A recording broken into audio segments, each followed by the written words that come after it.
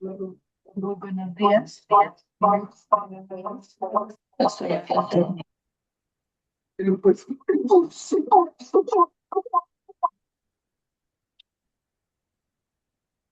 yes, yes, yes. Espérate que este es el retorno que tiene. Qué pena. Ah, ya sé quién es el señor. Ya era yo. Qué pena. Excelente. Bien.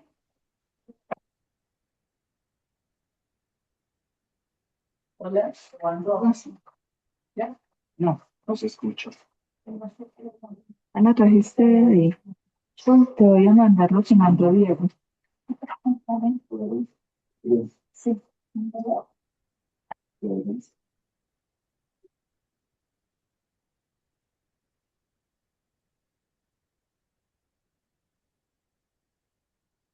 Hola.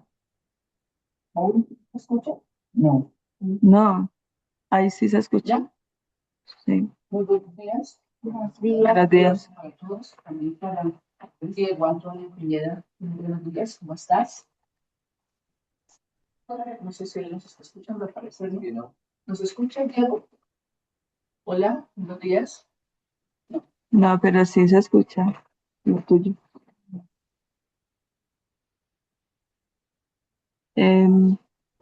Dile que no lo estamos escuchando. Diego, no te estamos escuchando. ¿Me escuchas? ¿A mí? Perdón. Buenos días, ¿nos escuchas? Buenos días. ¿No me escuchan? Sí, ahora sí. Ahora sí, ya. ¿Tú me Sí, escuchas no, a mí? yo tengo prendidos todos los micrófonos, todo. Muy bien. Entonces, tengo el gusto de presentar en esta mañana, queridos pastoralistas, provincia madre del pastor de Terciarios Chipuchinas, a Diego Antonio Pineda Rivera. Es un destacado filósofo, educador y profesor de la Universidad Javeriana, reconocido por su trayectoria en esta universidad y en otros lugares de Colombia y del mundo. Durante más de 3 décadas, él se ha especializado en filosofía para niños, ética y pragmatismo. Ha sido decano y autor de numerosos libros. Es una persona cualificada y que está en este mundo de la educación. Y más que ser una persona cualificada, es un gran ser humano. Tuvimos la oportunidad de estar con él en Lima, comentarle nuestra realidad, lo que en este proyecto de red de escuelas y obras de las terciarias capuchinas aquí en nuestra provincia. Y hoy tenemos el gusto entonces de escucharte. Gracias por estar, gracias por tus soportes. Diego iba a estar de forma presencial, pero por cuestiones de tiempo de él y de nosotros, entonces decidimos utilizar estas herramientas y estos medios tecnológicos. Los invito para que entonces estemos muy atentos. Bienvenido.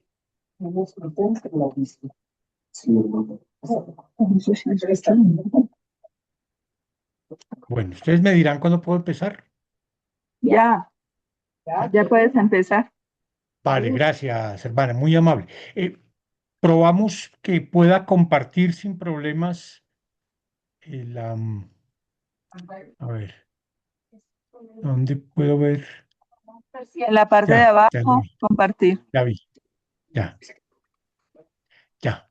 Ahí, ahí me están viendo, sí. Ahí está cargando. Cargando la presentación. Perfecto, muy bien.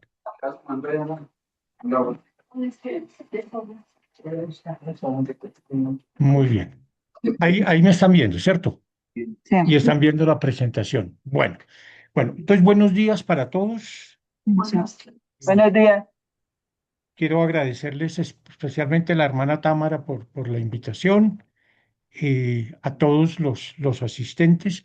Sí, no, la idea era tener toda la mañana presencial, pero ayer me dijeron que finalmente solo se podía de aquí a las 10, entonces pues el desplazamiento era muy complicado porque siempre estoy un poco lejos. Pero bueno, aquí estoy.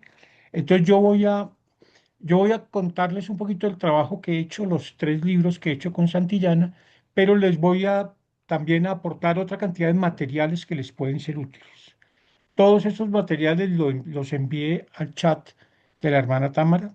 Perdón, ¿es Támara o Tamara? No, no lo sé, hermana. Como quieras. Como quieras, Diego. Vale, me sale más fácil Támara. La hermana Hágalo. Támara, yo le envié al chat de WhatsApp varios materiales. los tres libros de los que voy a hablar ahora, pero también algunas presentaciones, unas en video, otras en PowerPoint, donde explico el fundamento de todo esto, el sentido del Pacto Educativo Global, el sentido, digamos, que tiene este modo de trabajo. ¿M? Son videos que hice en algún momento para Santillana, para presentaciones, uno sobre las estrategias didácticas y los recursos pedagógicos para trabajar el Pacto Educativo Global, otro sobre las 10 claves pedagógicas para construir el Pacto Educativo Global en la escuela, otra una explicación, un conversatorio que hicimos con Editorial Santillana sobre el uso de las herramientas que se trabajan en estas obras y hay también una presentación en PowerPoint donde explico todo eso. Está también el video del conversatorio que, que tuvimos en Lima sobre educar para una paz desarmada y desarmante.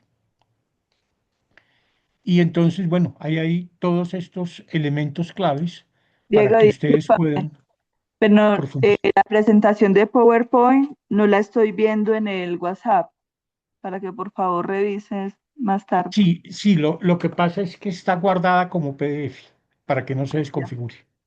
Si usted mira, hermana, creo que es lo primero que le envié. Estrategias didácticas de 24 páginas. Exactamente. Ah, bueno, gracias. Sí, sí. Sí, entonces repasémoslas. Lo primero que está es estrategias didácticas, Diego, para aplicar el Pacto Educativo Global. Eso fue una conferencia en Medellín con Santillana. Luego hay tres videos. Claves pedagógicas para construir un pacto educativo, estrategias didácticas y recursos pedagógicos, cajas de herramientas en momentos para hacer y el conversatorio. Al final de ese conversatorio en Lima, yo hice una presentación breve del libro Educar para una paz desarmada y desarmante, una presentación de 12 13 minutos. Aquí voy a tener un poquito más de tiempo. Y al final están las tres obras, que son las que ustedes están viendo en pantalla. Entonces, todo ese material, hermana, usted puede distribuirlo tranquilamente. Todo es material público de libre difusión, está para el servicio de todos.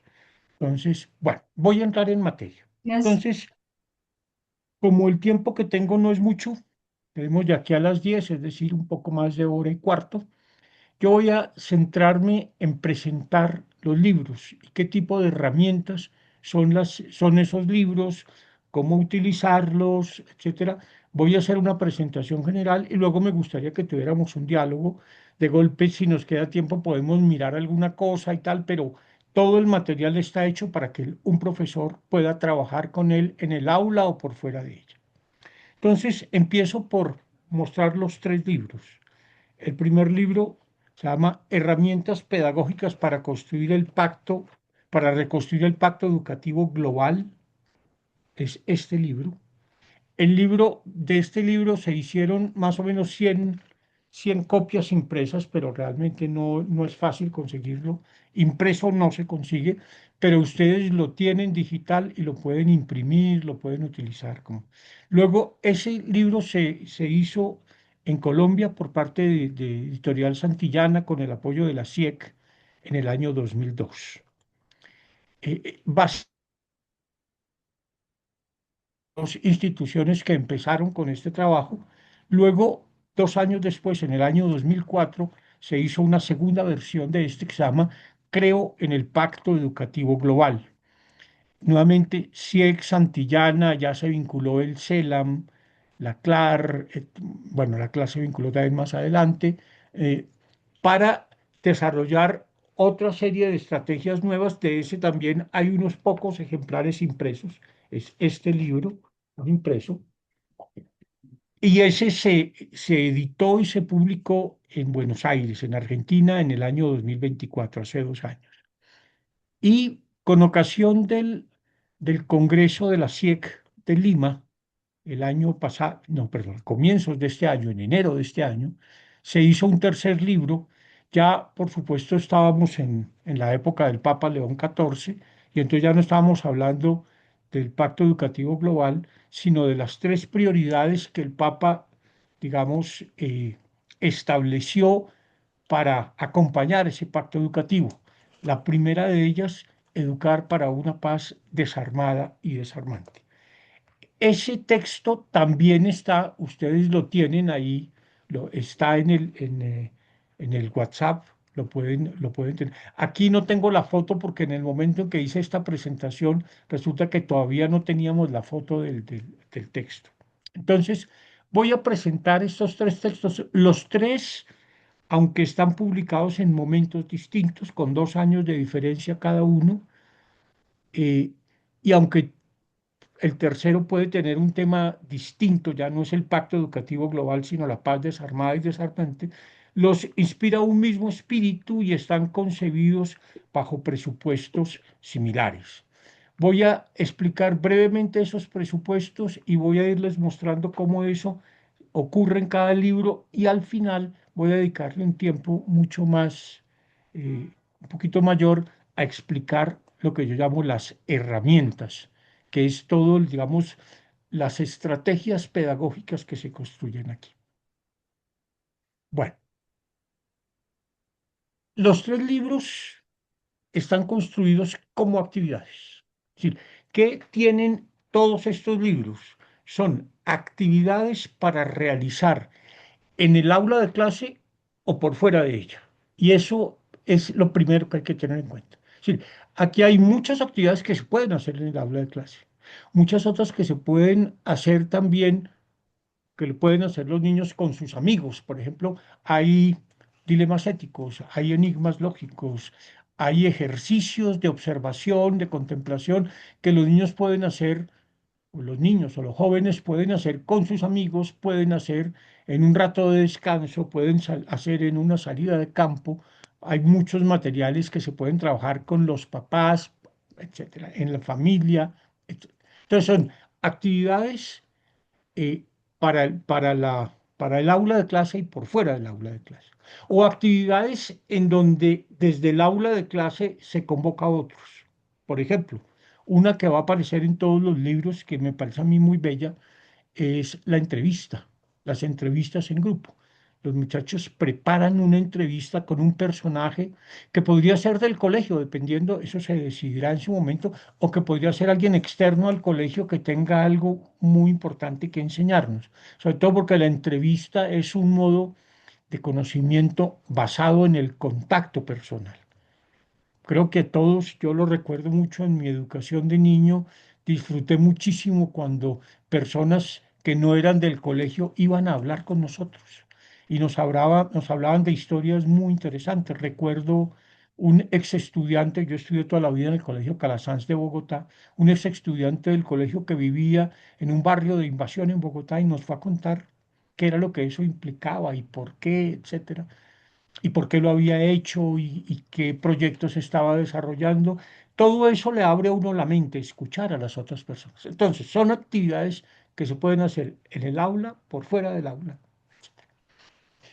y que están distribuidas como en tres grandes rangos. No se hicieron por grados escolares, precisamente porque los grados escolares pueden variar mucho a veces de un lugar a otro.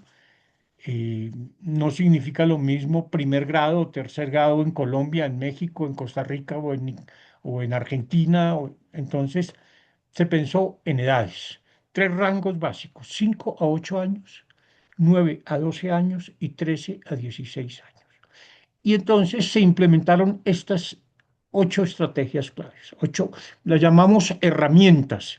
Y las llamamos herramientas porque como herramientas se tienen que usar con mucha creatividad. Aquí hay unas metodologías, aquí hay unas propuestas, pero todos estos materiales son para que el profesor los enriquezca con su experiencia, para que los adapte a sus situaciones, ¿cierto? No son para que se apliquen mecánicamente, sino con creatividad. Esas 8 herramientas ahí aparecen en colores, las voy a explicar en su intención básica y al final voy a volver a profundizar sobre ellas. Las narraciones que son básicamente historias, si quieren llamémoslos cuentos que se leen con los niños. Algunos de ellos se utilizan a veces, sobre todo con los niños más pequeños, pero se pueden utilizar también con otros más grandes.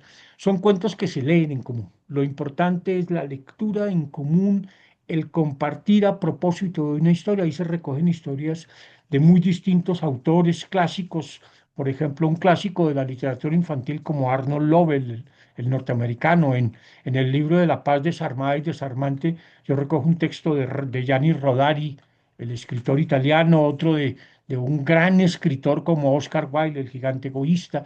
Básicamente son historias, muchas de ellas historias clásicas de la literatura. En otra parte, por ejemplo, recojo la historia del juez justo de León Tolstoy.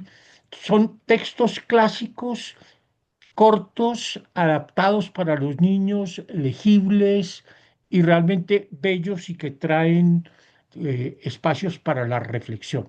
En segundo lugar están las entrevistas en grupo, que como ya les dije, las entrevistas que son, se trata de invitar a alguien y de preparar la entrevista juntos. No simplemente una conversación de cualquier manera, sino una entrevista que se prepara en grupo con una metodología y todo un proceso para elegir al entrevistado, para invitarlo. Hay un proceso de organización de la entrevista que implica que interactúen todos, que implica que cumplan distintos roles. Digamos, es una actividad en grupo. ¿A quién? Dependiendo del tema que se trabaje, podrá ser una persona u otra, ¿cierto?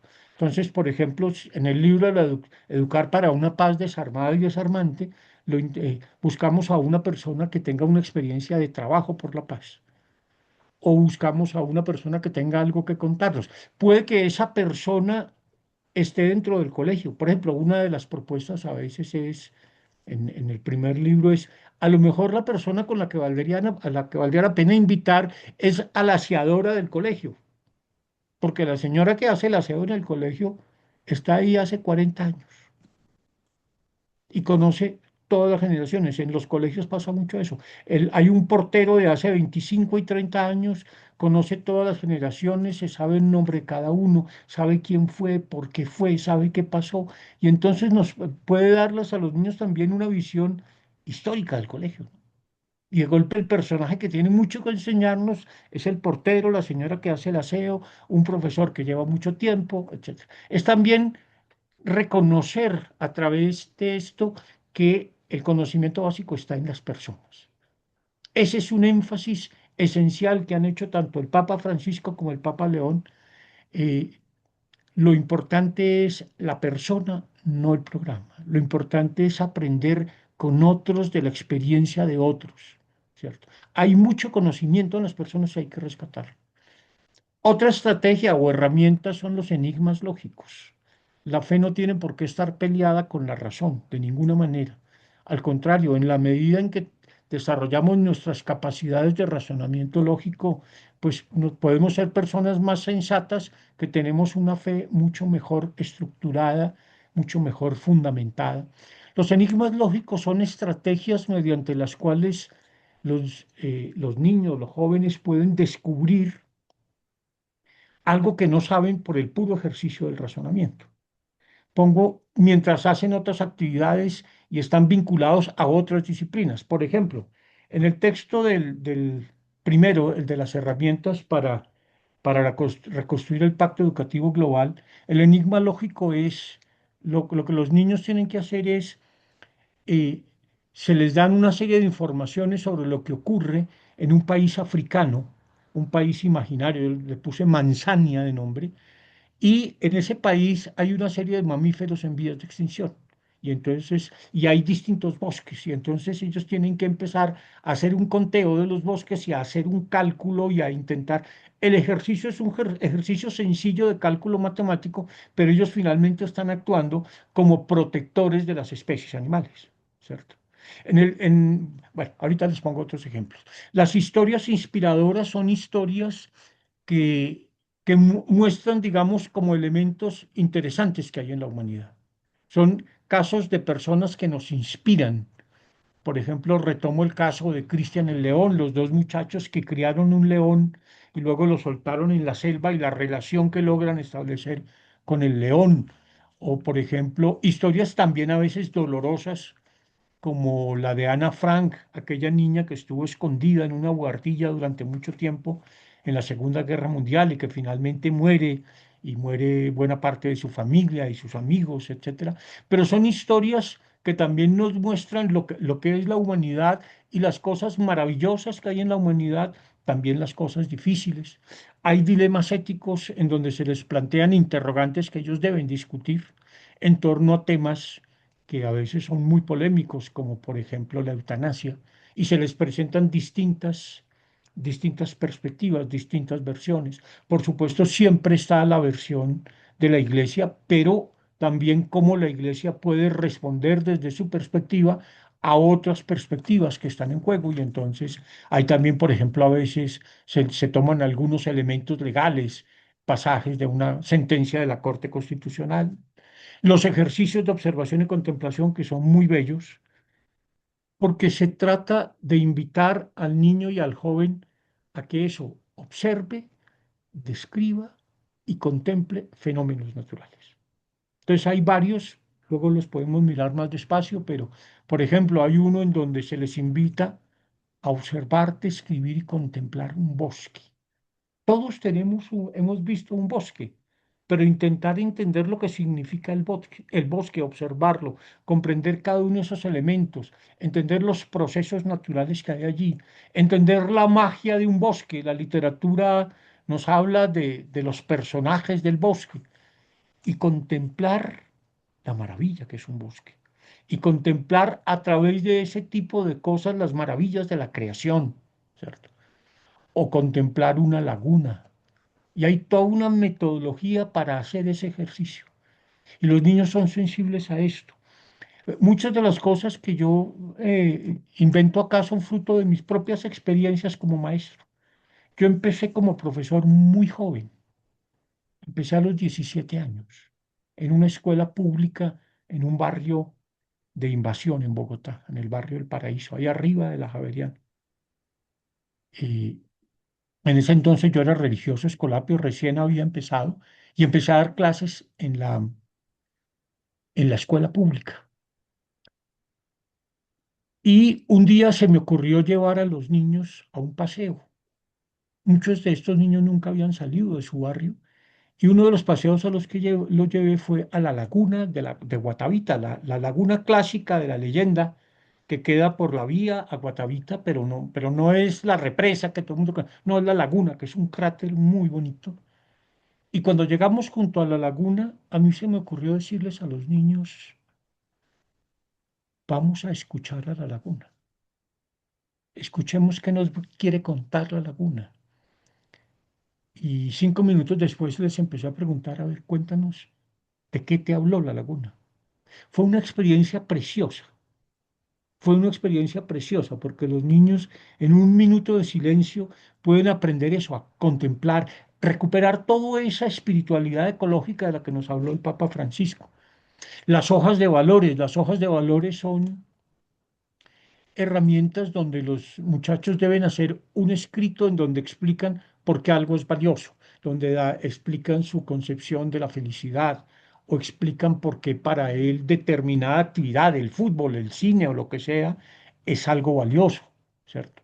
El planteamiento de retos son situaciones que se los proponen para que ellos organicen un plan de trabajo. Entonces, por ejemplo, una gran ciudad que se queda sin agua, cómo manejar una emergencia o cómo manejar una enfermedad. En el primer libro que lo escribí durante la pandemia, precisamente el último ejercicio es como una especie de pandemia y es un plan para enfrentar una situación complicada, una enfermedad que se presenta en un colegio en cualquier lugar del mundo, en un lugar bien lejano, pero es un colegio intercultural. Bueno, ya lo conocerán, porque entre otras cosas, una de las características de cada una de estas herramientas es que está pensada desde una perspectiva, yo diría, es una perspectiva inter, porque es interdisciplinaria, intercultural, internacional, interracial e interreligiosa. Esto es muy importante.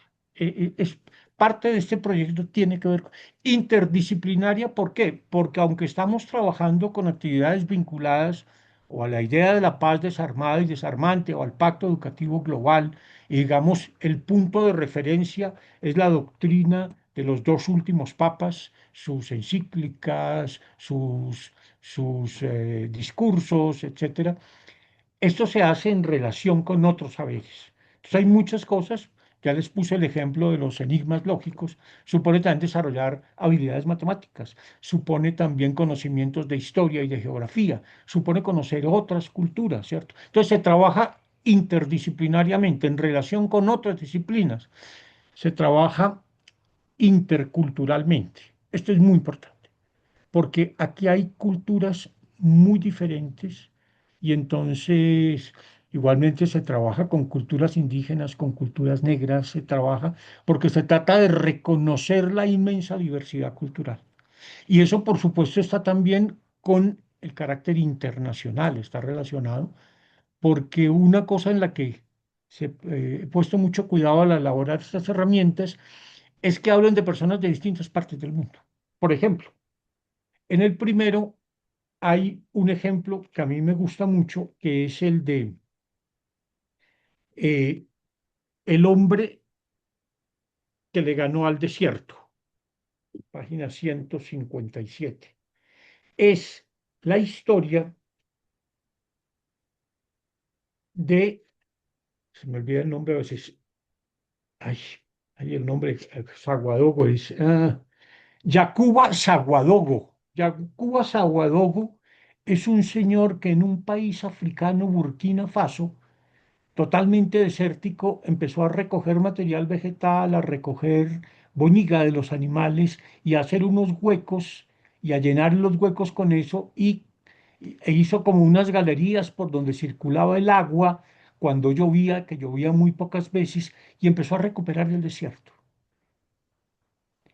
Esa historia es supremamente interesante y eso ocurre en un país africano. Muchas de las historias que traigo acá tienen que ver con países africanos, con Sudáfrica, con Burkina Faso, con Costa de Marfil, con muchos otros, o con cosas que ocurrieron, el ejemplo de esa enfermedad rara que se da en un colegio, se da en un colegio internacional por allá en el Golfo Pérsico porque se trata de que tengamos una visión amplia, de que el mundo es más grande que nuestro país, que es más grande que Latinoamérica, que es más grande que América, ¿cierto?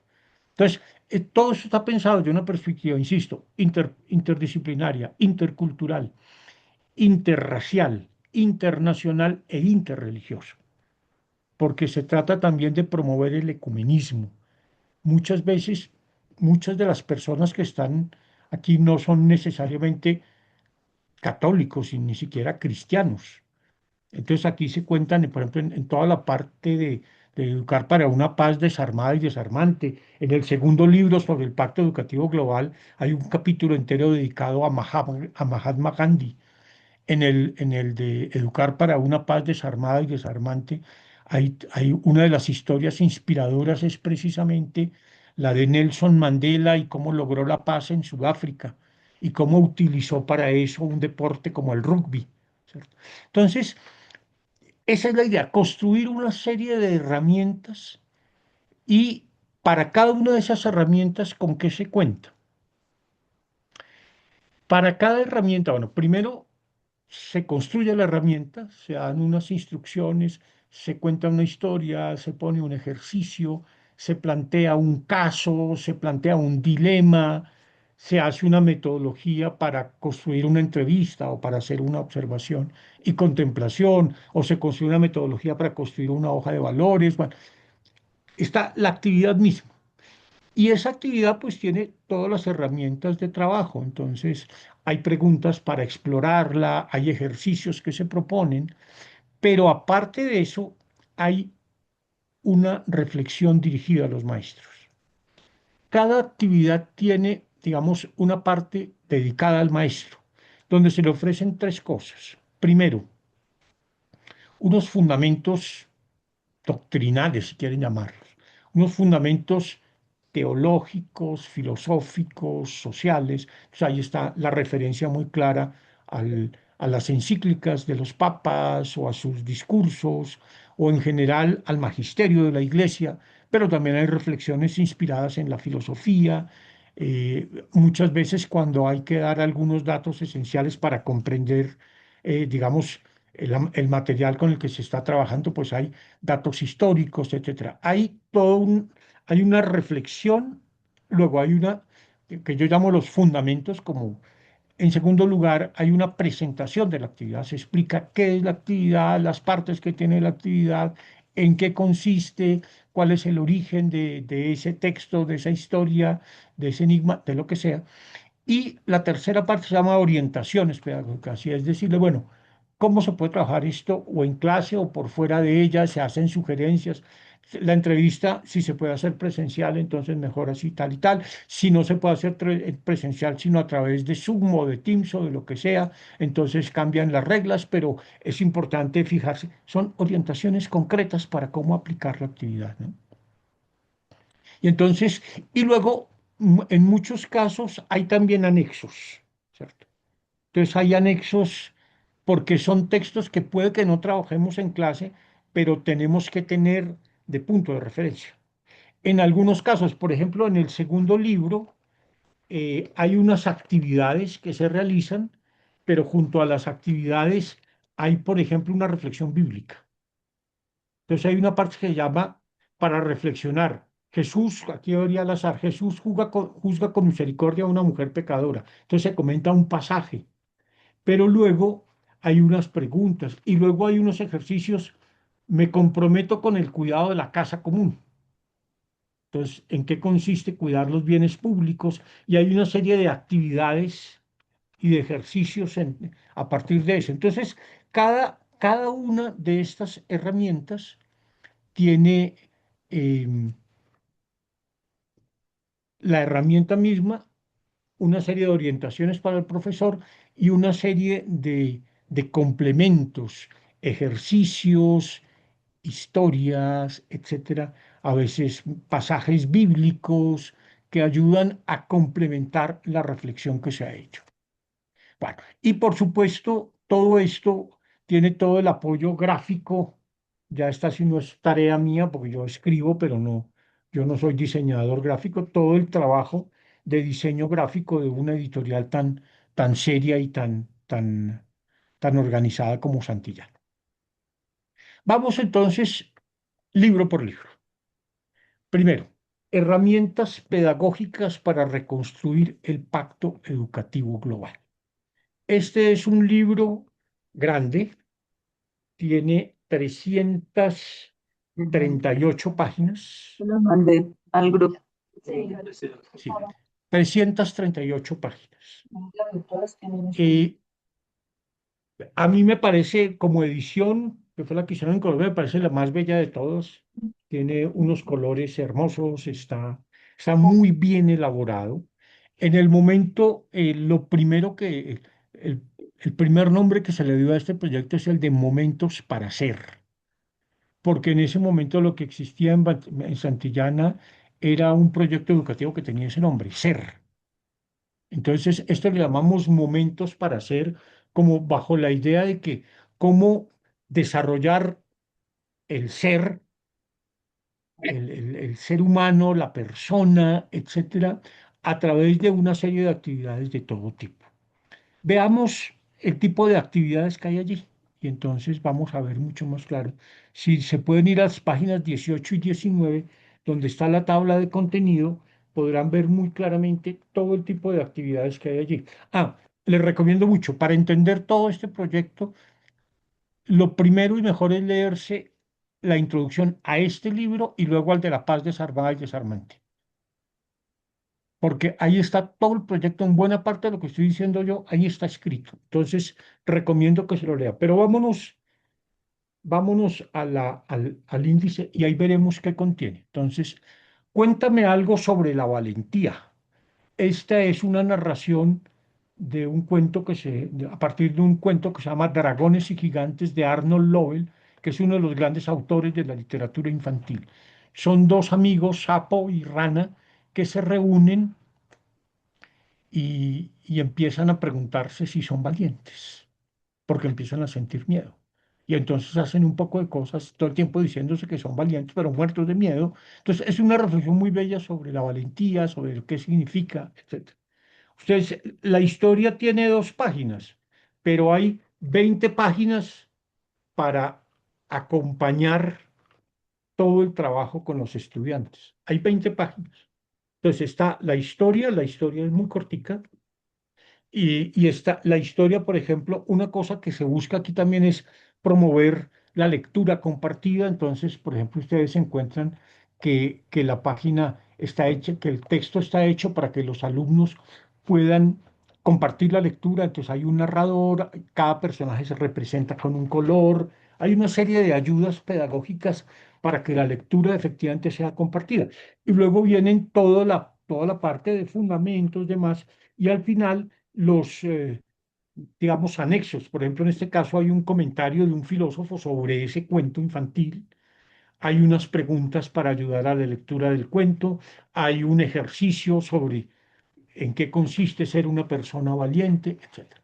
Luego viene la entrevista a un personaje, ya se las conté un poco, puede ser un personaje que está dentro de la casa. La historia del león Christian, esta es una historia inspiradora.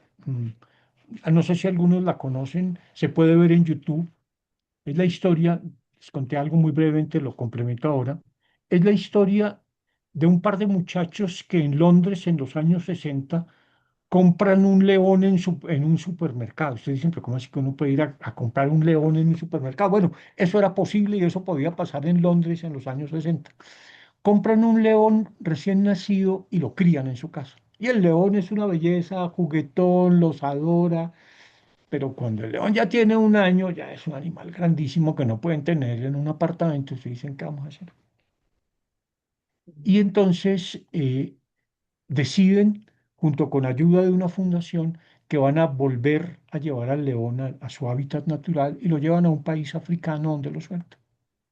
Pero ellos siguen, entonces ellos empiezan a ir 2 o 3 meses después, van al sitio donde soltaron al león y empiezan a llamarlo.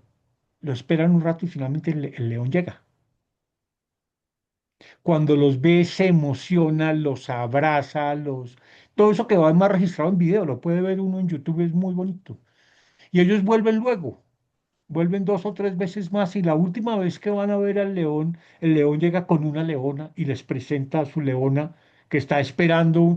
Es una historia muy bonita de lo que es la relación con los animales, ¿no? Eso luego, por ejemplo, se puede vincular y se utiliza acá con la famosa historia del lobo de Gubbio de San Francisco de Asís, que yo luego la retomo, esa historia famosa del lobo de Gubbio, que está en las florecillas de San Francisco, y el cual hay un precioso poema del poeta nicaragüense Rubén Darío, Los motivos del lobo.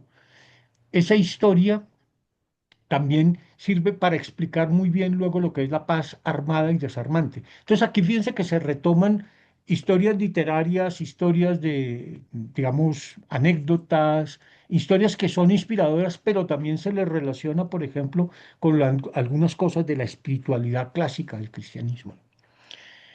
Lo que nos puede enseñar una laguna es un ejercicio de contemplación de una laguna. Los enigmas lógicos es el caso de cuántos mamíferos en vías de extinción quedan en Manzania, es el ejemplo que ya les expliqué. La historia del hombre que le ganó al desierto, Yacuba, Saguadogo. Vean los dilemas éticos. ¿Debería Cristina haber asistido a la fiesta de Juliana? Es un caso que se presenta muchas veces en los colegios. La historia es muy sencilla porque es una niña que es muy amiga de otra. Esa niña, la otra niña practica un deporte y es campeona nacional de ese deporte. Y su papá, que es un hombre muy rico, le promete que si queda campeona, la invita, le hace una fiesta para que invite a quien quiera. Y entonces resulta que cuando ya están organizando la fiesta, los papás de esta niña, que es amiga, se enteran de que parece que el señor tiene negocios sucios. Y entonces finalmente la niña no va. Van otros compañeros, eh, al final les dan como regalo una tableta. Yo aquí reconstruyo un poco una historia clásica que se cuenta en Bogotá del señor que era narcotraficante y el día que invitó a la fiesta de 15 de su hija, alguien se enteró que el señor tenía negocios raros, entonces a unos niños no los dejaron ir, pero las niñas que fueron al final de la fiesta de 15 les dieron de sorpresa un carro a cada una. Eh, yo lo que hago es esas son pero eso plantea una cantidad de dilemas éticos interesantes, pero en una historia de niña que tiene que ver con la amistad, que tiene que ver con... Bueno, un instante para el misterio, la contemplación de un atardecer, que esta es bellísima. No sé si ustedes se han dado el gusto de contemplar un atardecer, de quedarse observando un atardecer. Como experiencia estética y espiritual es maravillosa, ¿no? Luego hay un dilema, ¿debe María Eugenia luchar por su vida a toda costa? Es una mujer que tiene un cáncer terminal, no tiene hijos y que está pensando en si debe o no pedir la eutanasia. Pero su madre, que es mayor, le dice que la vida es un don y que ella no puede disponer. Entonces todo esto lo plantea, pero la historia es muy interesante porque además se muestran muchas perspectivas desde las cuales se puede enfrentar ese dilema tan concreto que es cómo enfrentar la muerte, ¿no? Observar y descubrir, contemplar un bosque, ser feliz lo más valioso en nuestra vida, esa es una hoja de valores. Ahí se parte de una reflexión de un filósofo inglés, de Bertrand Russell. Bertrand Russell al comienzo de su autobiografía tiene un textico de una página muy bonito donde dice qué ha sido para él lo esencial en su vida y cómo ha luchado por su felicidad. Entonces se les entrega ese texto, se comenta con ellos y luego se elabora una metodología para que cada uno exprese su idea de lo que es ser un hombre feliz. También se les aporta un texto del Papa, un pasaje de una encíclica del Papa Francisco que ayuda a reflexionar sobre el asunto, etcétera. Y hacer un plan para enfrentar una situación incierta y confusa es el caso que ya les conté de esa epidemia que se presenta en un colegio internacional donde hay gente de distintas culturas, de distintos países, etcétera. De herramientas para reconstruir el pacto educativo global en la escuela es la primera experiencia. Ya les decía, es un texto, a mí me parece que tiene cosas muy bonitas. Yo creo que es un poco feo que yo lo diga porque yo fui el que lo escribí, pero creo que es un texto, las personas que lo han usado me han dicho siempre que el texto les gusta. Este texto además tuvo una gran ventaja, tuvimos tiempo suficiente para hacerlo. Y al tener tiempo suficiente para hacerlo, pudimos incluirle algunas cosas muy interesantes. Por ejemplo, en la parte final y en distintas partes del libro hay códigos QR. Ahí los No, encuentran en la versión que ustedes tienen digital. En esos códigos QR hay videos, hay podcasts. Entonces, por ejemplo, la visión del profeta Isaías. Hacemos un podcast con un pasaje muy bello del profeta Isaías. La laguna de Walden. Los motivos del lobo. Hay una parte donde yo recito el poema de Rubén Darío. Eh, hay, hay partes donde yo hago una presentación en video de cada parte del libro. Entonces, hay herramientas de todo tipo de apoyo que pueden servir para eso. Esa misma temática, la del Pacto Educativo Global, se trabajó en este segundo libro. Creo en el Pacto Educativo Global. Ya aquí se vinculó el CELAM, entonces la CIEC, la Confederación Interamericana de Educación Católica, la editorial Santillana y el CELAM, digamos, se encargaron de este libro, dieron todo su apoyo, por supuesto, la edición, todo el trabajo es de Santillana. Y ya les decía que este libro se hizo en Argentina siguiendo exactamente la misma metodología. Casi podríamos decir que es una segunda parte del anterior, solo que este es mucho más corto. Este tiene 160 páginas, es decir, tiene menos de la mitad. Se recortó un poco la parte, digamos, de orientaciones pedagógicas para el maestro, se hizo un trabajo de edición para que el texto saliera menos largo, pero ya no tiene algunas de las herramientas, por ejemplo, los podcasts, los videos, eh, pero igualmente es interesante porque eh, complementa mucho de lo anteriormente trabajado. Veamos algunas de las actividades. Aquí se ve más claramente en el índice que las actividades están distribuidas de 5 a 8 años, de 9 a 12 y de 13 a 16. Y nuevamente, con los niños más pequeños, eh, son muy importantes las narraciones. Entonces ahí hay uno que se llama Cultivar un jardín, un bello pero duro trabajo. Es otro cuento de Arnold Nobel que se llama El jardín, que es una reflexión sobre lo que significa tener un jardín, cultivar una semilla, etcétera. Es un texto cortico pero supremamente bonito. ¿Qué es más importante? Es un dilema, es un dilema ético planteado a los jóvenes, y es el dilema de un pueblo donde tienen que escoger, hay una gran fábrica que, que quiere instalarse en el pueblo, pero esa fábrica, que es una fábrica de cemento, puede traer problemas ecológicos muy serios. Y entonces hay una gran división en el pueblo. ¿Qué es más importante para el pueblo? Conservar su tranquilidad, conservar, es un pueblo que vive tranquilo, que vive bien, que no es rico, pero donde la gente no pasa hambre, o volverse un pueblo donde hay una gran fábrica, donde hay empleo para todos, donde se mueve una gran riqueza. Y entonces hay toda una serie de discusiones sobre el asunto, ¿no? Aquí la entrevista es a una mujer admirable. Entonces se trata de que se reconozca el punto de vista de la mujer, que es uno de los puntos claves en el que entre los objetivos del Pacto Educativo Global. Lutz Long, esta es una historia del deporte muy interesante, que es una historia inspiradora, seguramente muchos la conocen, que es lo que pasó en los Olímpicos de Berlín de 1936, que se hicieron, que aprovechó el régimen nazi, ya estaba en el poder Adolfo Hitler, y aprovechó los Olímpicos de 1936 para intentar mostrar la superioridad de la raza aria. Y en la competencia del salto largo, si no estoy mal, eso se puede ver además, existen imágenes muy bellas. El gran favorito era Lutz Long, un atleta alemán alto, fornido, el típico ejemplar de la raza aria, y se enfrentó con Jesse Owens, el atleta norteamericano negro. Y Jesse Owens ya había ganado algunas medallas olímpicas y había sido descalificado en los dos primeros intentos del salto largo.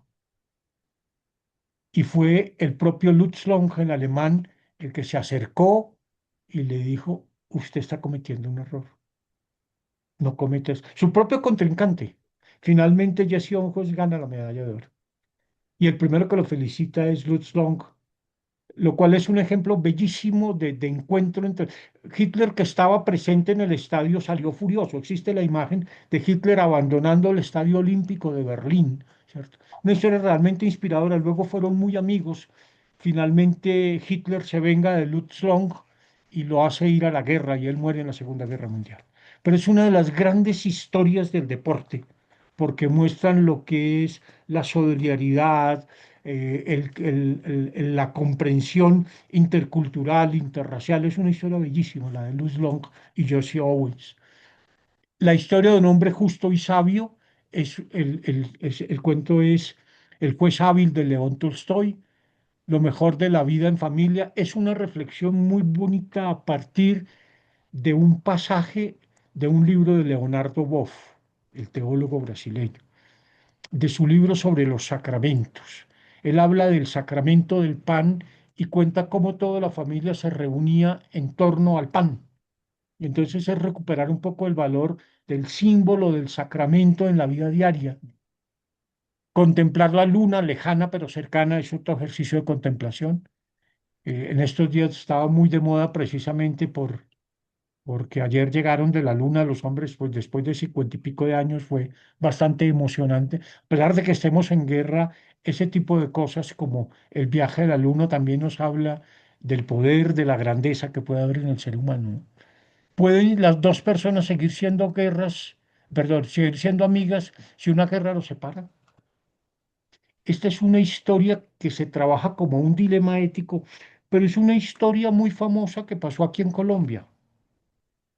Incluso la revista Semana hace muchos años sacó esa historia. Y los protagonistas fueron alumnos míos, los dos. Eran dos muchachos de africanos, de Ruanda, y jesuitas los dos. Maravillosos estudiantes, pilísimos. Marcelino Mugabe y Fabián Gasigua. Ellos dos eran jesuitas, eran compañeros de comunidad, estudiaban filosofía aquí en Bogotá, en la Javeriana, pero eran de dos etnias totalmente enfrentadas en su país, que se odiaban a muerte, que se odiaban a muerte, que se mataban. Esa es toda la historia de la guerra en Ruanda. Y la amistad entre ellos era muy interesante. Hace muchos años la revista Semana sacó una historia sobre eso. Entonces es un poco cómo la guerra divide, pero cómo es posible incluso en medio de la guerra ser amigos, ¿no?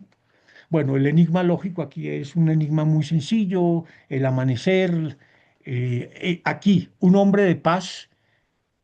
Aquí se trabaja el valor de la paz a partir de la figura por excelencia, del principal defensor de la paz en el mundo, del apóstol por excelencia de la no violencia, de Mahatma Gandhi.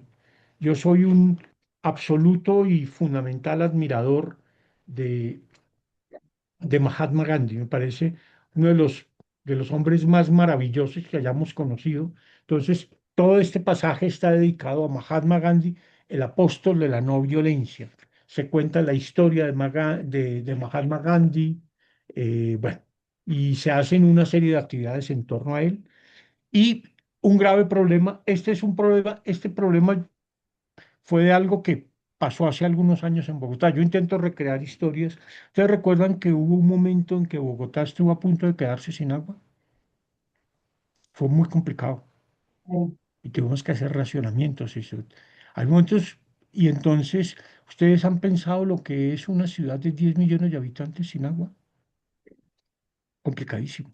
El ejercicio aquí es precisamente plantear una situación de ese estilo a los estudiantes para que ellos puedan hacer un plan de trabajo, para que ellos puedan enfrentar una dificultad y piensen en medidas que tienen que tomar para que se sitúen en esas condiciones que los lleven a tomar decisiones, a buscar alternativas, etcétera, etcétera.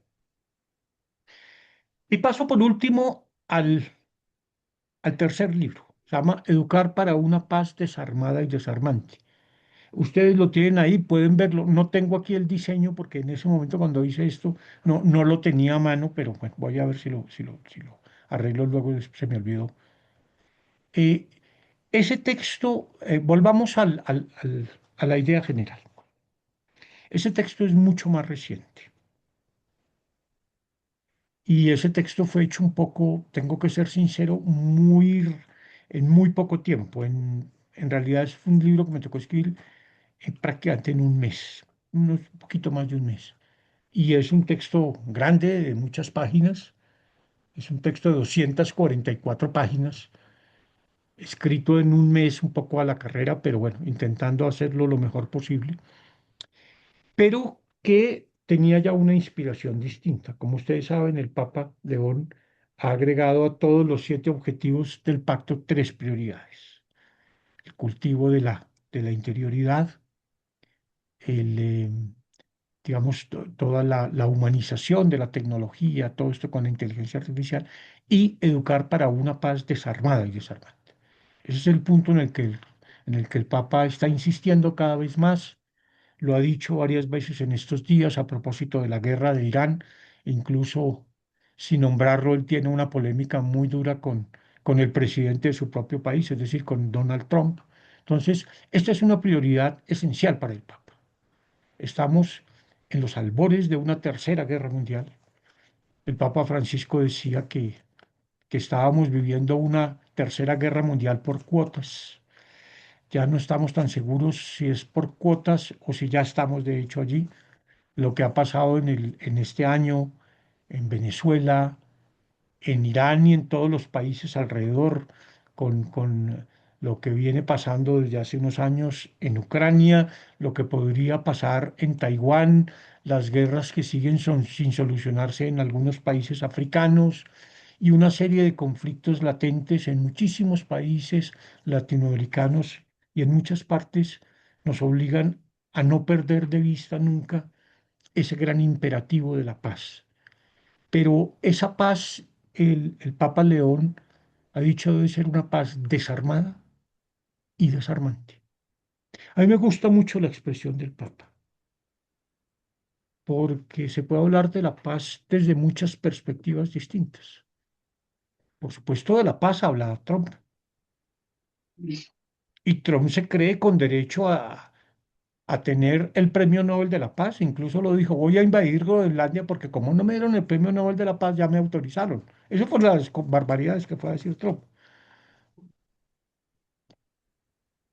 La paz política es otra cosa distinta. La paz política es el acuerdo que se suele hacer después de habernos matado. Miren, toda la paz es eso, la paz en política es, bueno, ya matamos 40 millones, pues ya no matemos uno más, sino entonces hagamos un pacto para no seguirnos matando. Esa es la paz política. Y esa paz es siempre frágil, porque es una tregua a una guerra que se va encadenando la una con la otra. Las guerras se reciclan permanentemente. Las guerras nunca han resuelto los problemas humanos. Nunca. En la guerra no gana el más justo, gana el más poderoso. Las guerras, las guerras de la antigüedad se siguen reciclando en el mundo de hoy. La guerra en los Balcanes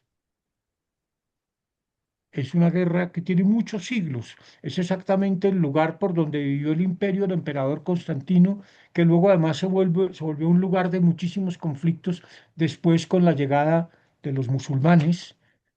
Y ese ha sido un lugar donde ha habido guerras a lo largo de siglos.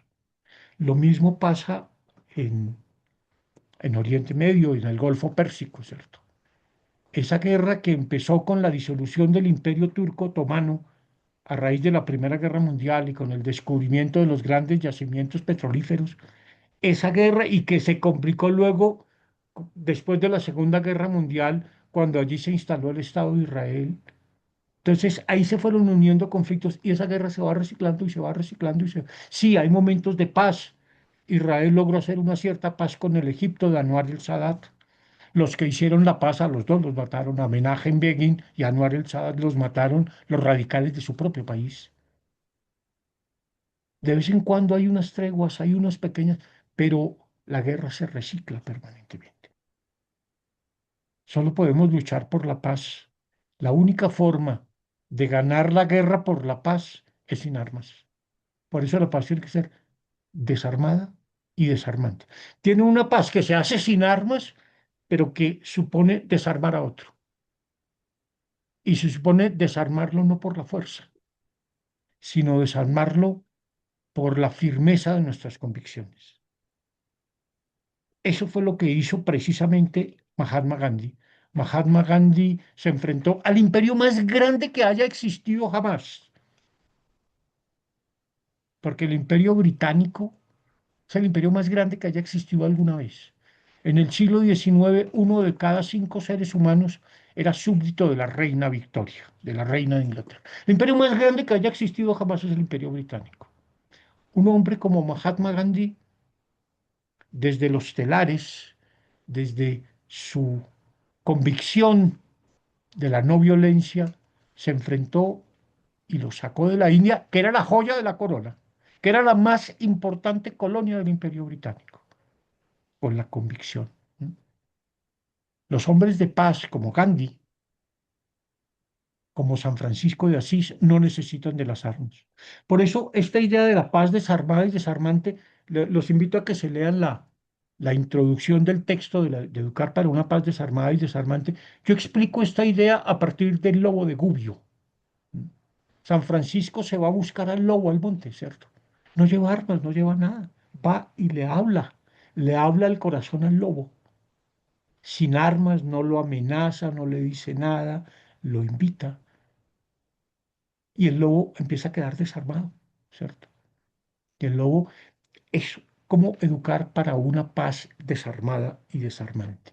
cómo promover una cultura de paz desarmada y desarmante. Entonces, aquí vienen, digamos, como los temas claves de este tercer libro. Este tercer libro, pues ya fue encargado directamente por la CIEC para el Congreso en el Perú, pero realmente a mí me hablaron del libro en noviembre y el Congreso era en enero, entonces yo en realidad lo redacté en diciembre. Fue un, eh, conservamos el mismo esquema de 5 a 8 años, de 9 a 12 y de 13 a 16, pero aquí va a haber un elemento nuevo. Primero que el centro ya no es el Pacto Educativo Global, sino la idea de la paz desarmada y desarmante, y luego que se pidió en este caso que se hicieran unas actividades para realizar en conjunto por grupos de estudiantes y por grupos de profesores. Entonces ya les explico esa novedad. En el texto de La Paz Desarmada y Desarmante trabajamos primero con dos narraciones. Uno se llama El poder de la transparencia, la historia de Jacobo de Cristal.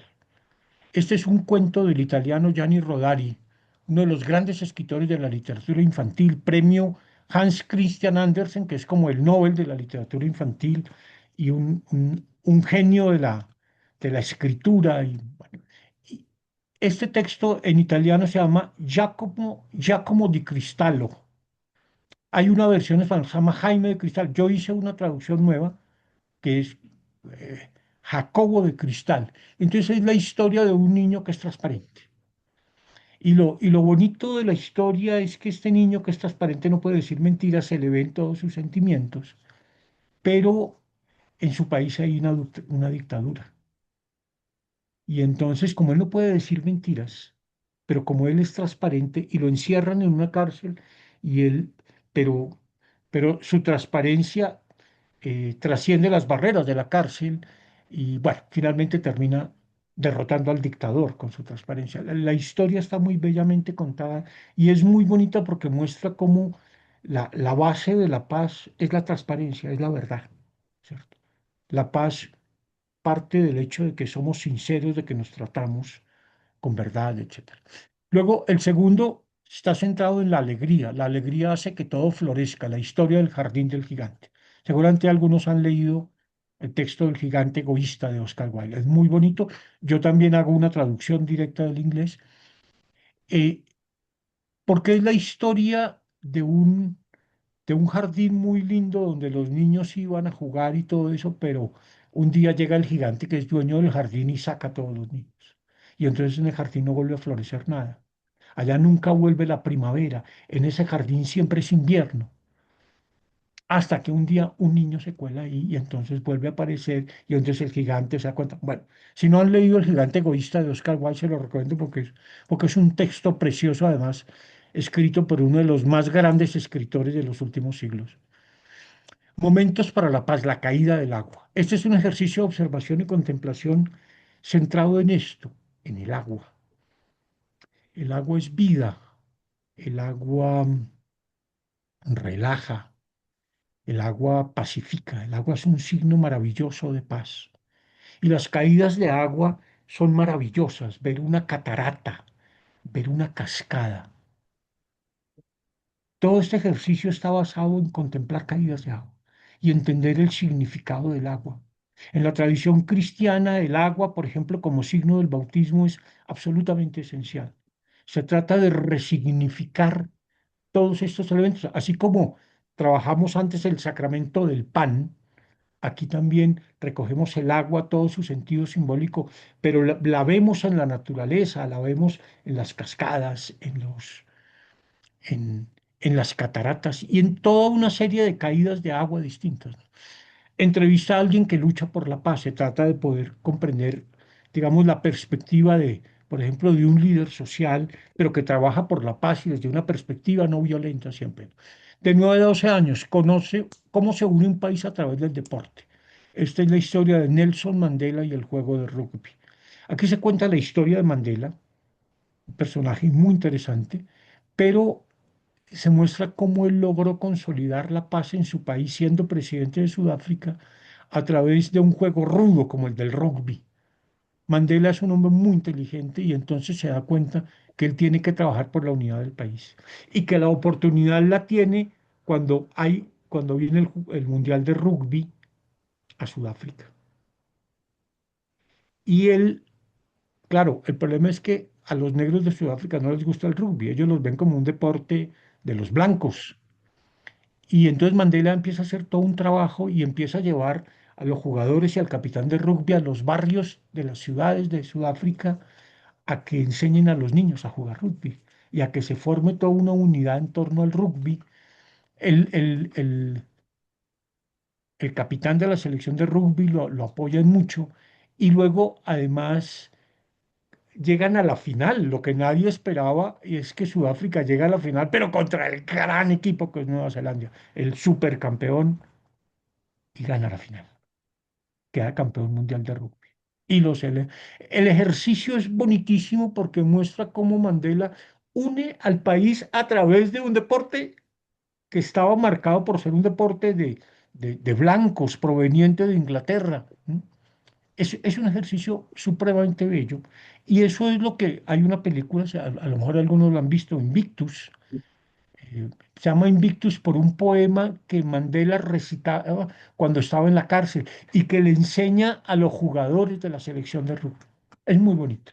Los dilemas de Alexei. Alexei es un muchacho ucraniano, hijo de padres rusos, que vive en la región del Donbass, que es la región que invade Rusia, ¿cierto? Y entonces tiene una serie de conflictos tremendos porque él no sabe qué hacer con su mamá, si que se vaya a Rusia, él se queda solo, al hermano lo han matado, etcétera. En realidad yo lo que hago es situándolo en Ucrania, recoger una historia famosa que cuenta el gran filósofo francés Jean-Paul Sartre de lo que ocurría en la Segunda Guerra Mundial en París. Un alumno de él que va a consultarle qué hacer. Su papá ha muerto, su mamá está sola, su hermano mayor se fue a la resistencia contra los nazis. Él quisiera irse a la resistencia, pero no sabe qué hacer con su mamá. Y entonces va a consultar. Hay todo un dilema. Digamos, la guerra plantea una serie de dilemas de orden moral y entonces aquí se trabaja. La utopía de la paz, Martin Luther King. Aquí recuperamos a otro de los grandes luchadores por la paz del último siglo, Martin Luther King. Entonces, para conocer lo que fue la lucha de los negros en los Estados Unidos, toda la lucha por los derechos civiles. Aquí se recoge incluso el famoso discurso de Luther King, I have a dream, yo tengo un sueño. Ese bellísimo discurso que pronuncia Martin Luther King eh, frente al Lincoln Memorial, junto al monumento de Lincoln que hay en Washington. Planificar para la paz, salvar la vida de Irene. Este es un enigma lógico que es muy bonito porque consiste en lo siguiente. Hay una mujer, hay una gran dictadura en un país y el dictador ha matado mucha gente, pero hay una persona con la que no ha podido. Es una mujer que siempre se protege muy bien, pero a la que además le dan un premio internacional y entonces ahí él ya decide matarla y entonces organiza a su gente para que maten a la mujer. Pero el dictador es supersticioso y entonces una bruja le dice, mate a la señora esta, pero no lo puedo hacer si hay 9 personas por delante de ella, porque si no tendrá mala suerte. Entonces él los manda que maten a la señora, pero la señora sabe eso y entonces siempre tiene que estar protegida por 9 personas y entonces la guardan en una casa de 9 habitaciones, la señora está en la mitad, pero por cada lado siempre tiene que haber 9 personas. El problema es que a veces al principio hay 3 en cada una de las habitaciones y quedan 9, pero hay unas que salen y luego otras que entran. Y entonces tiene que haber 9, ni una más ni una menos. Entonces, el ejercicio es un ejercicio matemático al estilo de un sudoku que tienen que resolver qué pasa cuando salen unas, cuando entran otras, cómo deben distribuirse. Es un ejercicio matemático, es un ejercicio de reflexión matemática, pero pensado en un ambiente de paz. Entonces, la tarea de los que hacen el ejercicio es salvar la vida de Irene. La mujer se llama Irene, pues Irene significa la paz en antiguo griego, ¿no? Luego, de 13 a 16 años, la historia inspiradora es la historia de Ana Frank, porque es una niña que en su diario nos cuenta realmente lo que fue la atrocidad de la Segunda Guerra Mundial. Es el testimonio más más famoso, el testimonio más conocido de cómo se vivió la Guerra Mundial, contada por una niña de 15 años, bueno, ya no tan niña, pero tenía 15 años cuando murió, pero estaba ahí desde los 13, ¿cierto? Porque es realmente un testimonio desgarrador. Bueno, hay películas, hay historias, etcétera. Es un cobarde el que no se defiende cuando alguien lo agrede, cuando alguien lo agrede. Si alguien me agrede, ¿cómo debo responder yo? Ahí retomo yo una experiencia que conocí de alguien que fue víctima de una agresión muy injusta, pero que la supo manejar de una forma muy interesante para resolver esa dificultad sin tener que recurrir a la violencia. El poder del silencio y la meditación, la contemplación de un fenómeno natural, ese es otro ejercicio de observación y contemplación, pero que recurre más bien a ciertos espectáculos muy bellos que hay en la naturaleza. Yo recojo ahí algunos que me gustan muchísimo. Por ejemplo, el mirar un camino de hormigas o el mirar cómo es la vida de las abejas. Hay un gran escritor belga que fue premio Nobel de Literatura, Maurice Maeterlinck, que escribió una serie de ensayos bonitísimos sobre la vida de las abejas, la vida de las hormigas, la inteligencia de las flores. Yo retomo pasajes, por ejemplo, de alguna especie, por ejemplo, el colibrí, aprender a contemplar un colibrí, cosas de ese estilo. ¿Cómo podemos observar fenómenos de la naturaleza y ver en esos fenómenos realmente un mensaje de paz, ¿no? Y sobre todo poder contemplar la grandeza de la creación. Y finalmente construir en una ciudad violenta una casa para la paz. Ahí tomo de ejemplo una ciudad como Buenaventura. Hace unos años, en un encuentro de la Javeriana, a propósito, me presentaron, yo ya no trabajo en la Javeriana, hace año y medio no trabajo en la Javeriana, ahora trabajo con la Universidad de La Salle y la Universidad de Antioquia. Y en un encuentro de la Javeriana tuve la oportunidad de conocer y de conversar una noche con una de estas señoras que en Buenaventura se enfrentaron a las grandes bandas delincuenciales de Buenaventura, a todas estas casas de pique donde matan gente. Pues estas señoras muy interesantes, desde una condición pacifista muy clara, se enfrentaron a todo esto y me contaron una cantidad de experiencias muy interesantes. Entonces, el ejercicio aquí es una de estas mujeres, una madre eh, en una ciudad, no la llamo Buenaventura, le pongo otro nombre, la eligen como alcaldesa y ella promete que su trabajo será por la paz. Entonces tiene que hacer un plan de paz. El ejercicio es ayudarle a la alcaldesa a hacer ese plan de paz. Por eso es un planteamiento de retos. Planteamiento de retos es esa actividad donde se les plantea un problema y se les pide un proyecto para enfrentar el problema. Y finalmente, en este último libro hay dos novedades respecto a los dos anteriores. Una es de puro gusto. Yo el año pasado me fasciné, aprendí a escribir décimas, seguramente conocen las décimas, esas estrofas poéticas de 10 versos de 8 sílabas que tienen rimas, ¿cierto? Entonces, cada uno de los capítulos de este libro tienen décimas, tiene una décima que lo introduce, una estrofa poética. Y lo segundo es que me pidieron que hiciera también una actividad que pudieran hacer los estudiantes en conjunto y otra los profesores. Entonces yo ahí propuse para los estudiantes que prepararan una obra teatral sobre la paz. Eh, Tienen toda la libertad para organizarla. Yo les doy simplemente el argumento. Y el argumento está basado en la primera gran obra que se escribió sobre la paz, que es una comedia que se llama así, La Paz, del gran comediante de la antigüedad, del más importante comediante del mundo antiguo, Aristófanes, contemporáneo de Sócrates y de todos ellos. Aristófanes fue el primer gran comediante. Eh, Casi siempre no le hablan de los poetas trágicos, de Esquilo, de Sófocles, de Eurípides. Muchas veces, muy pocas veces le hablan de Aristófanes. Aristófanes fue el hombre que se burló de todo el mundo, fue un comediante terrible, pero un amante profundo de la paz. Y escribió muchas obras sobre la paz. Entonces, de esta obra, yo tomo el argumento de Aristófanes y le decimos, mira, el argumento son estos elementos. Entonces, resulta que la historia, la historia la tienen secuestrada. La guerra se la llevó y entonces hay que ir a rescatarla y hay que ir al Olimpo donde están los dioses y arrebatársela a la paz, y entonces hay que construir un vehículo. En la comedia original de Aristófanes, ese vehículo es un escarabajo que come bolas de estiércol. Bueno, aquí inventa. Yo les voy mostrando cada elemento y los estudiantes tienen que ir con esos elementos construyendo un libreto, construyendo la escenografía, así, la música, todos los elementos, digamos, ir a hacer una construcción colectiva, ¿m?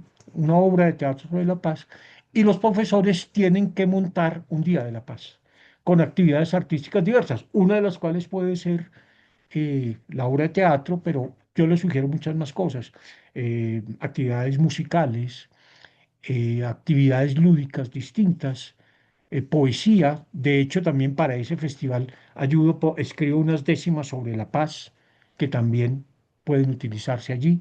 Entonces, ese es un poco buscar en torno a la paz una serie de actividades que sean lúdicas, que sean interesantes, que nos ilustren sobre la paz como fin y como medio. Porque yo creo que eso es lo esencial de la paz desarmada y desarmante. La paz no solo es el fin, la paz es también el medio. No se puede luchar por la paz por medios que no sean pacíficos. Y por eso, para lograr una paz desarmada y desarmante, tenemos que aprender a educarnos sobre la paz desde muy niños. Y ese es el objetivo de este tercer libro. Bueno, me gasté un poquito más de la hora, me disculpan, yo me voy fascinando, encarretando, pero tenemos todavía unos minuticos por si hay dudas, inquietudes, preguntas que ustedes tengan.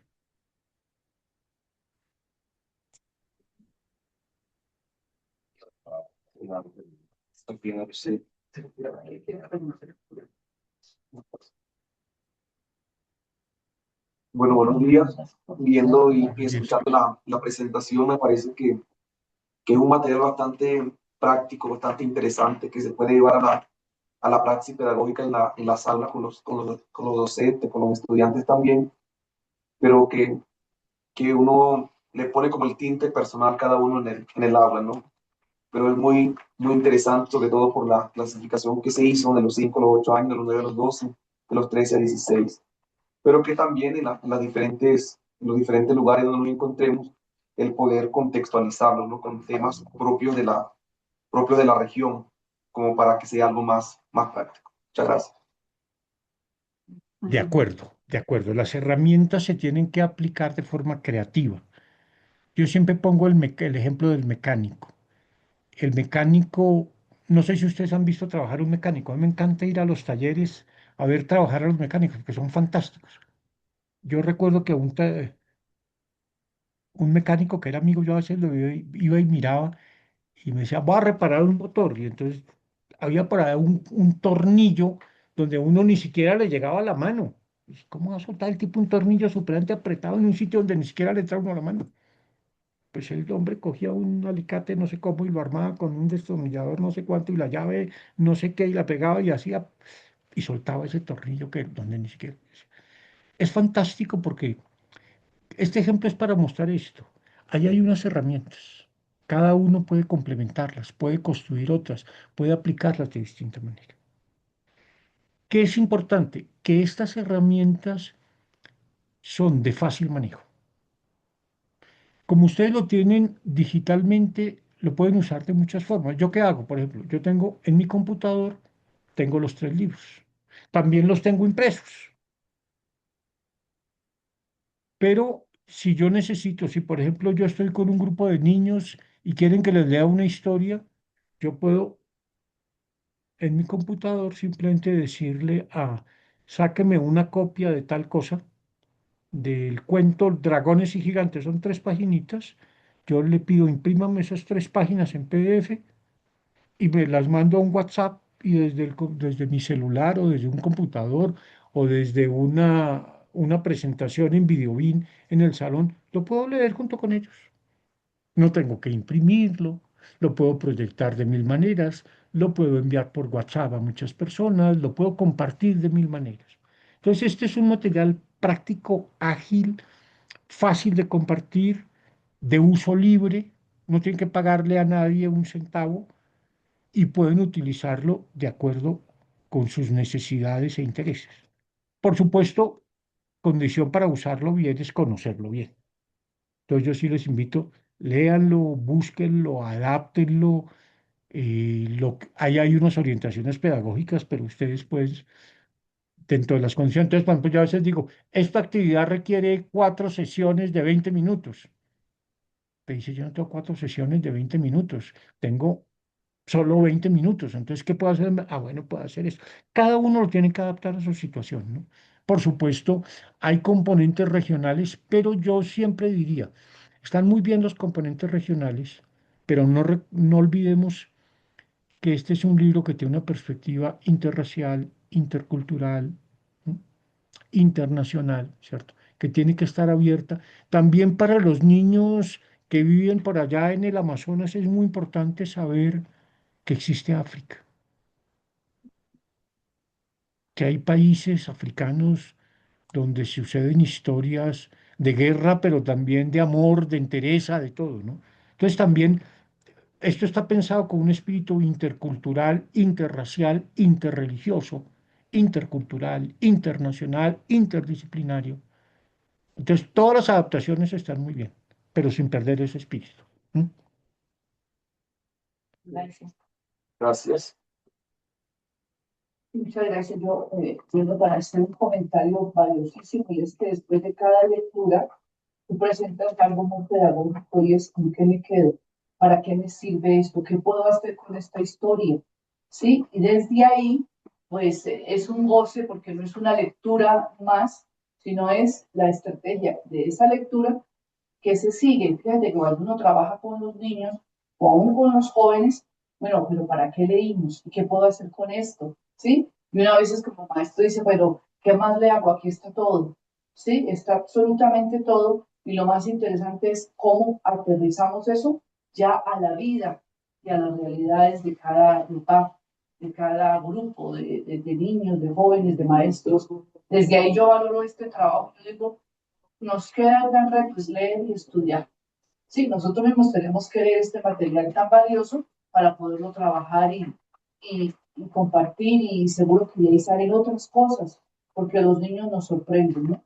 Usted les da algo y ellos lo llevan y lo elevan. Y una última cosa que me llama la atención es cómo en este momento de tanto ruido y tanta bulla, tú haces alusión al silencio y a la contemplación, cómo podemos llevar a los niños a ese espacio. Lógicamente tenemos que hacer primero el ejercicio nosotros, ¿no? Entonces, desde ahí yo te agradezco este material. Yo cada vez que te escucho, sí, lo gozo mucho y te agradezco porque eres un maestro y una persona que nos deja grandes lecciones. Muchas gracias. Gracias, Germán, por el comentario. Mire, sí, yo insistiría en eso. No son solo lecturas, son actividades.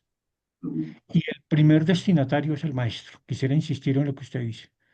Nunca un maestro debería poner una actividad que él mismo que él no haya hecho. Si va a poner un enigma lógico a los estudiantes, tiene que resolverlo primero él. Y tiene que intentar resolverlo por su cuenta. En los textos está toda la estructura de resolución del enigma. Y va a encontrar una respuesta muy elaborada. Mire, fíjese, tiene que hacer esto, fíjese en tal cosa, y se va a razonamiento, razonamiento. Pero ese ejercicio lo debe hacer primero el maestro. Entonces yo diría, un reto siempre importante acá es, el primer destinatario es el profesor. Y el profesor tiene que hacer la actividad por su cuenta antes de hacerla con los alumnos, para poderlos orientar mejor, para poderlos ayudar mejor. Señor Diego, buenos días. Profesor Francisco del sur de La Guajira, de Villanueva. Hombre, me uno a los agradecimientos. A mí el libro que más me ha impactado, me ha gustado, porque coincido con muchos de los pasajes, es La paz desarmada y desarmante.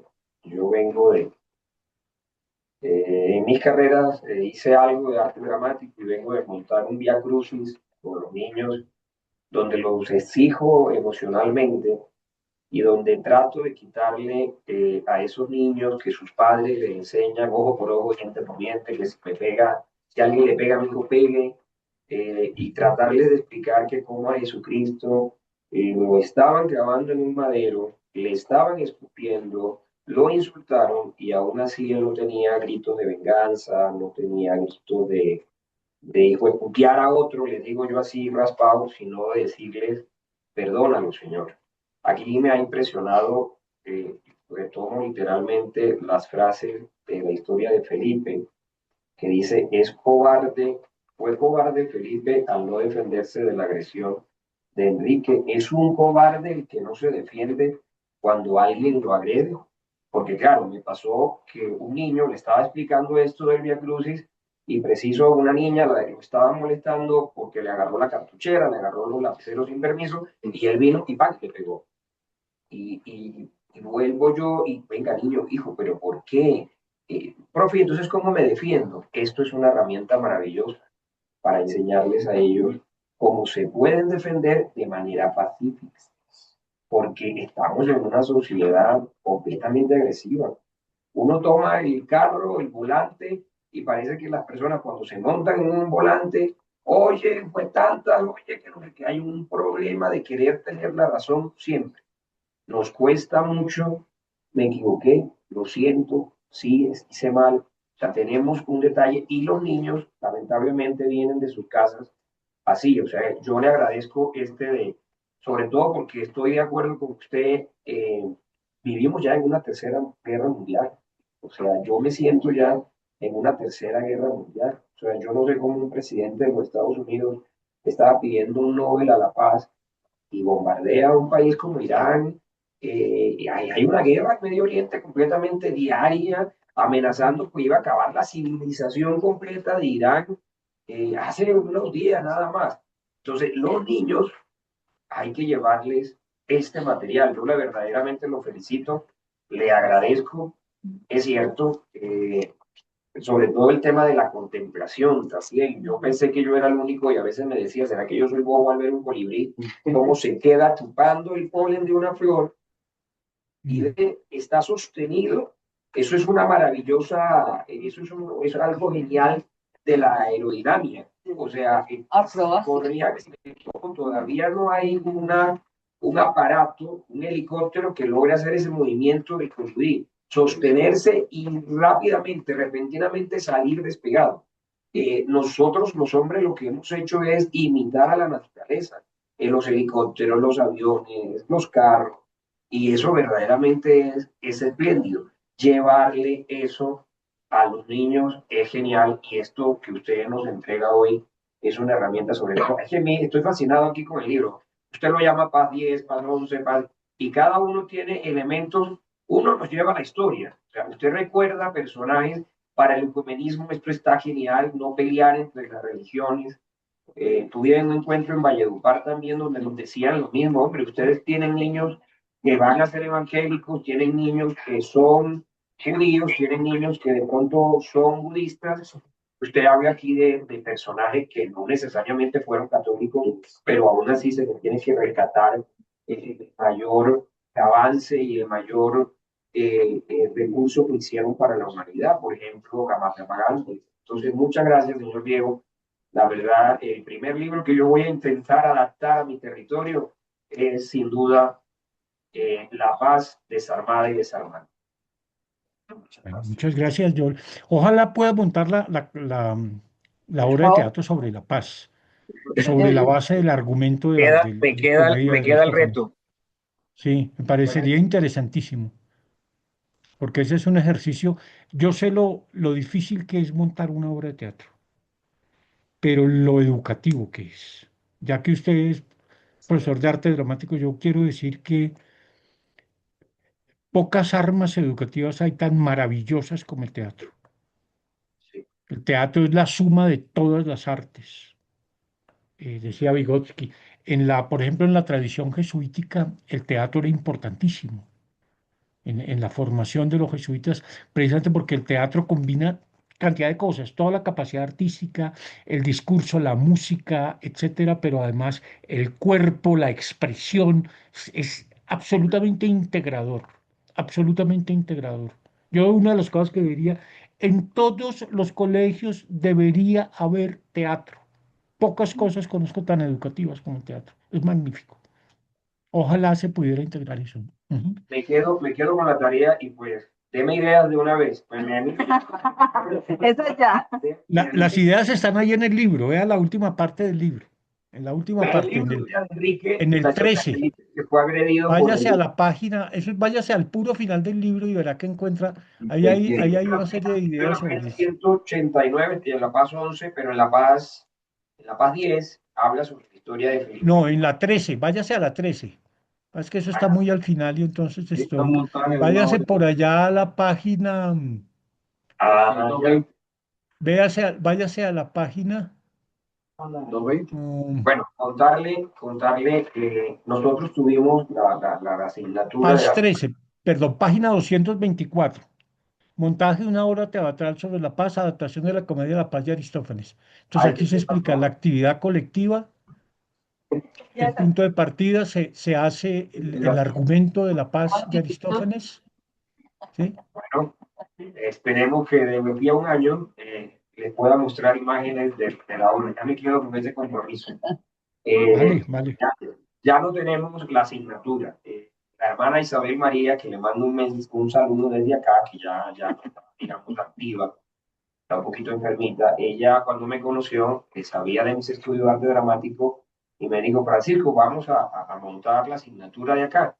Y trabajamos 2019 y 2020 maravillosamente. La hermana Támara sabe de eso, y de ahí quedó un producto bonito, sobre todo el Via Crucis, que trato de hacer el Via Crucis, pero hay una gran cantidad de herramientas que pues, hoy las contaré en la presentación, como a través del teatro, porque es cierto, en ciencias naturales, con los manejos de residuos y eso. Dios me ha colocado como profesor de educación religiosa escolar, y pues se cambió el énfasis en el colegio, y estoy dictando de tecnología, pero no he dejado el teatro. Complicado, porque como ya no está el espacio de la asignatura, es tremendo encontrar un espacio para lograr ensayar. Entonces ya toca ensayar en las tardes, pero a los niños les encanta. Me dicen, Claro, es maravilloso. yo quiero ensayar el Sí, sábado, venimos el domingo, vamos en un festivo, y toca así. Y hacemos a bueno, veces los montajes. El último fue el Via Crucis, pero hemos hecho monólogos, ballet, pantomima, y bueno, aquí usted me da una herramienta, espero dentro de un año o menos mostrársela. bueno, Muchas y gracias. otra cosa, mire, ahí hay décimas. Muchas obras de teatro famosas fueron escritas en décimas. Recuerdo exactamente La vida es sueño de Calderón de la Barca. Sí, claro.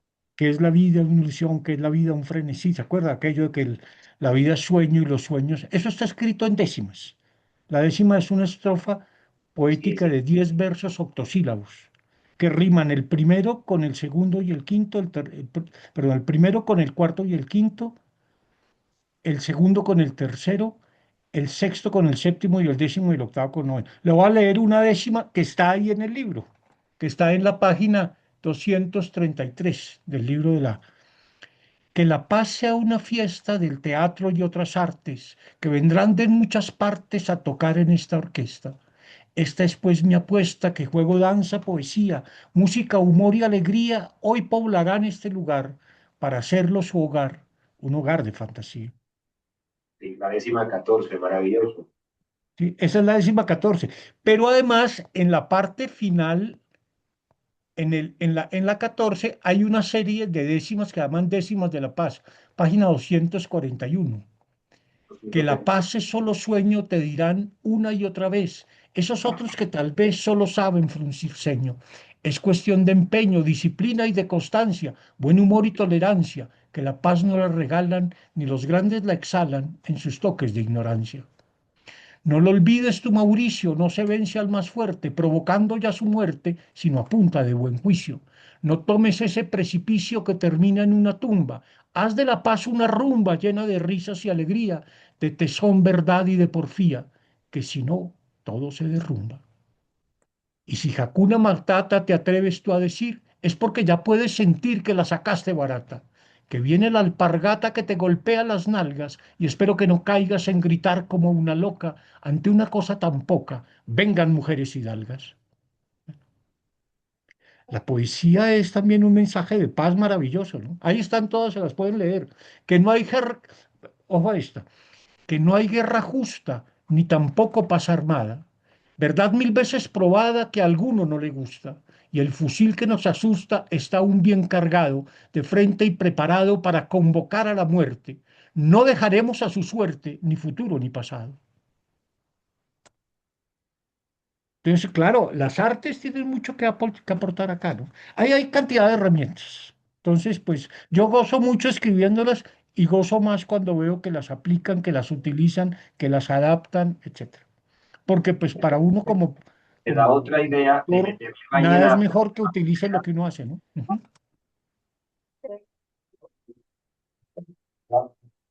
Sí, muy bueno. Profe Diego, muy buenos días. Soy Pablo Castro, docente de educación religiosa del Colegio Santa Teresa de Jesús aquí en Bogotá. Agradezco igual a mis compañeros a todo su aporte pedagógico que nos ha brindado en este espacio, estos tres maravillosos textos de pedagogía. Me uno también al profe Francisco. Me llama mucho la atención el libro de Educar para una paz desarmada y desarmante, ¿no? Libro que tiene mucha riqueza tanto en historias como en herramientas para trabajar con los estudiantes. Pero quiero preguntarle a usted para que nos ilustre más. En muchos contextos escolares se normaliza el tema de la violencia cotidiana, es muy normalizada. Los chicos, por medio de una palabra, un gesto, una pequeña agresión, ellos lo ven todo muy normal, ¿no? Es que el otro comenzó. Sí, exactamente. Eh, Yo quisiera que usted nos ampliara, profe, ¿cuál cree usted que es el mayor desafío para que esta paz desarmante no se quede en el discurso, sino que se convierta en una práctica real y sostenida dentro de la comunidad educativa? Yo creo que para mí el punto fundamental es aprender a vivir el conflicto. Puede sonar un poco extraño, pero creo que se trata de eso. No se trata de que no haya conflictos. Se trata de que haya espacios para tramitar el conflicto. Cuando uno oye ese cuento de, ay, miren esa pareja tan maravillosa, nunca se pelean. Digo, uy, qué peligro. Mentira. Ya uno duda mucho, ¿no? Es que nunca se pelean, no tienen conflictos. Uy, así son de indiferentes el uno al otro que no tienen conflictos. No, uno tiene conflictos y los conflictos son con la gente que uno quiere. Con la gente que a uno no ni le importa, pues si uno se pelea con alguien en la calle, ya se pelea y ya pasó y no pasó nada. Si uno se pelea con la gente que quiere, con los que convive, con sus familiares, con sus compañeros de trabajo, la cosa es seria. No es que no se pueda pelear, se puede pelear. Y se puede pelear bien y decentemente. Porque pelear muchas veces es necesario porque es defender por los derechos de uno y de otras personas. El punto es que haya un espacio donde se tramiten los conflictos. La pregunta es si donde yo trabajo hay un espacio donde se tramiten los conflictos. Hay colegios, hay algunos colegios en Bogotá que hace unos años tuvieron una idea que fue muy bonita, luego la abandonaron, que era la creación de un ágora. Y lo escuché. Había un ágora, había un lugar en el colegio donde se podía la gente a hablar, sentar a hablar de los conflictos. Todos, el niño de kinder y el rector del colegio. Decían, a mí me trataron injustamente. Entonces, pues, ahí, y entonces llevaba el caso allá. Hay un cuento muy bonito que les recomiendo que se lean que se llama La campana de Atri. La campana de Atri es un cuento italiano. Atri es una pequeña localidad de Italia donde un rey una vez puso una campana y dijo, esta es la campana de la justicia. Y le puso una cuerda larga para que la pudieran tocar todos, incluso los niños. Entonces dijo, esta es la campana, quien se sienta tratado injustamente, toca la campana y los jueces y magistrados tienen que reunirse a escucharlo y a resolver su caso. Y entonces pasaron muchos años, cuando alguien sentía, tocaba la campana, pero la cuerda se gastó y entonces alguien le puso como un bejuco para... Y había un caballo viejo, recién, que ya su dueño no lo alimentaba y lo tiró al camino y estaba muerto de hambre, el pobre caballito que había trabajado toda la vida. Y un día entró al pueblo y vio la campana, pero vio ahí un bejuco, entonces se fue a comer el bejuco y entonces sonó la. Entonces salieron todos y quién era, era un caballo. Y entonces tuvieron que resolver el caso del caballo. Porque ese es un poco, que haya un lugar donde se puedan tramitar los conflictos, ¿no? Sobre eso yo escribí luego, en las obras que yo he escrito sobre textos filosóficos para niños, hay un cuento que recoge esa historia, se llama El Colegio de la Justicia. Y esa historia del Colegio de la Justicia es una recreación en un colegio de hoy de este caso. El punto es, hay un espacio para resolver los conflictos. No digo que no haya conflictos, va a haber conflictos. ¿Cómo los enfrentamos razonablemente? ¿Cómo promovemos un espíritu de diálogo, de concertación, ¿cierto? De aceptación de la diferencia. Porque hay un punto en que uno dice, mire, aquí hay un conflicto que no se puede resolver, tenemos que vivir con él. Sí, lo que Usted ustedes tiene dicen, otra religión, tiene derecho a tener otra religión y está muy bien. Y yo tengo que convivir con el musulmán que hay en mi curso. De hecho, de eso se trata. claro, incluso, digamos, hago énfasis sobre, Perdón, es que no estoy oyendo, se está distorsionando el sonido. me escucha el profe. Ahí es mejor, sí. Eh, eh, digamos, en el verbo tramitar. Tramitar es un campo grande, ¿no? De mucho auge, ¿no? Es escuchar, es comprender, o sea, es entender, interpretar y comprender. Pienso en esa trilogía, ¿no?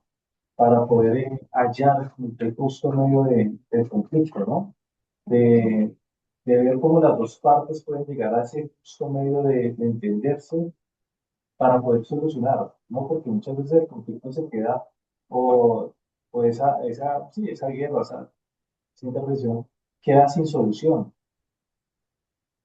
Claro. Mire, hay una metodología, la metodología más sencilla y más útil que yo he aprendido en mi vida, la aprendí a los 17 años.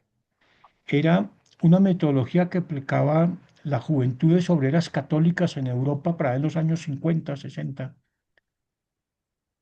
que era la metodología ver, juzgar, actuar. Yo nunca he aprendido nada más útil que eso, ver, juzgar, Ya se le actuar. añadió posterior. Ah, La carismática mexicana, es método. allá la utilizan, es una metodología fantástica. Ver, juzgar, actuar. Aprender, yo cuando voy a escribir una carta, siempre empiezo por eso. Entonces voy a escribir una carta, a ver. Entonces, a quien le escribo, le digo, a ver, tengamos en cuenta esto, veamos, y le hago un recuento de la situación. Luego le hago unas consideraciones, juzgar, bueno, teniendo en cuenta el reglamento de tal cosa, teniendo en cuenta que pasó tal otra, actuar. Le pido tal cosa o denuncio tal cosa, ¿qué hago? ¿Qué es lo que voy a hacer? Es una metodología supremamente sencilla para manejar todo tipo de cosas, incluso para manejar los conflictos. Muchas veces lo que necesita un grupo de niños que están es, primero, vean la situación, véanla bien. No se queden con la primera mirada que tuvieron, no se queden con una mirada parcializada. Véanla y véanla de la forma más amplia posible, ¿cierto? Descríbanla, ¿cierto? Si usted mira, por ejemplo, la metodología de de los ejercicios de observación y contemplación, en buena parte es esa. Observar, usted observe, describa, es decir, muestre desde sí mismo, muestre cómo lo está viendo, póngalo en orden, ¿cierto? Examínelo, contémplelo, disfrútelo, esa es una acción, ¿cierto? Esa metodología es clave a la hora de examinar conflictos, ¿cierto? Por eso cuando me parece, me interpreta muy bien cuando usted dice, tramitar es todo eso, sí, tramitar es todo eso. Aprender a ver los conflictos. Primera cosa, si yo en un conflicto no puedo ver la perspectiva de otro, no puedo solucionarlo. Espero que el otro me ayude a ver el conflicto desde otra perspectiva, porque él ve cosas que yo no vi en el conflicto. Es que usted no se dio cuenta que tal cosa. Perfecto. Me haga consideraciones, elementos, me dé elementos para juzgar mejor el asunto. Me ofrezca alternativas para actuar. Ver, juzgar, actuar. Para mí esa es la mejor metodología que hay. Nunca he encontrado otra mejor. Muchísimas gracias, profe. Profe, gracias por la pregunta. Bueno, no sé, hermano Tamara, yo con todo gusto, si quieren unos minutos, yo no tengo problema, pero ustedes tendrán también su programación y yo no quiero alterarla, ¿no? Terminen de dar sus aportes. Sí. ¿Sí me escucha? Sí, la escuchamos, la escucho.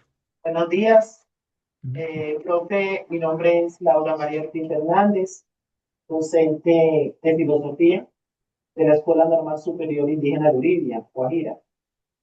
Pues ujú. primero, darle las gracias por esta charla, que fue una conversación muy buena y amena, porque a veces desde la virtualidad, a veces el carisma hace parte del que está en la ponencia. Y usted tiene un carisma tremendo, que todos estamos atentos a este compartir.